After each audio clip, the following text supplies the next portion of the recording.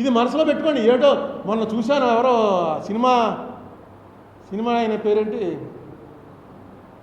ఒక ఆయన అలా మొత్తం ఇండియా ఆంధ్రప్రదేశ్లో ఉన్న అన్ని పోలీస్ స్టేషన్లో కేసులు పెట్టేసి పోసాని ఆంధ్రప్రదేశ్లో ఉన్న అన్ని చోట్ల పెట్టేశారు. పెట్టేసి అక్కడి నుంచి ఇక్కడికి ఏంటి రాతం చేసిందంటే ఈ మీడియా ముందుకు వచ్చి తిట్టాడు. తిట్టేందుకు వేరే సెక్షన్లు ఉంటాయి. ఏ సెక్షన్ పెట్టారు తెలుసా? 111. ఒక్కసారి 111 అన్నది మీరు చూసినట్టయితే కొత్తగా వచ్చింది ఆ సెక్షన్, ఇంతకుముందు లేదు. ఈయన మోడీ గారు వచ్చిన తర్వాత దీని పేరు కూడా మార్చేశారు. ఇప్పుడు భారతీయ న్యాయ సంహిత అనేది పెట్టారు, బిఎన్ఎస్ పెట్టి దాంట్లో ఒక సెక్షన్ నేను మొన్న చూశాను. ఈ 111 సెక్షన్ ఎక్కడిదిరా అని.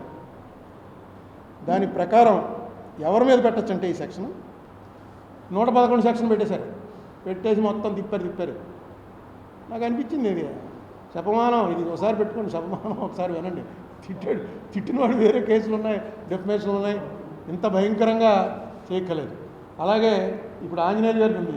ఆంజనేయులు అఫెన్సెస్, ఏ అఫెన్సెస్ మీద 111 పెట్టచ్చు అంటే kidnapping, robbery, vehicle theft, extortion, land grabbing, contract killing, economic offences, cyber crimes, trafficking of people అంటే పిల్లల్ని తీసుకెళ్ళి అమ్మేస్తుంటారు, డ్రగ్స్, వెపన్స్, ఆయుధాలు సరఫరా చేయటాలు, డ్రగ్స్ సరఫరా చేయటం, పిల్లల్ని తీసుకెళ్ళి వ్యభిచార గృహాలకు అమ్మేయటం. ఇప్పుడు ఈయన చేసిన ఎవరో డైరెక్టర్ చేసింది ఏంటంటే కిడ్నాపింగ్ చేశాడు, రాబరీయో, వెహికల్ థెఫ్ట్, వీటిలో ఏదో ఒకటి చేస్తుంటే ఈ సెక్షన్ దానికోసం తయారు చేసి కొత్తగా వచ్చింది. ఇది వెంటనే దీంట్లో వాడేశారు.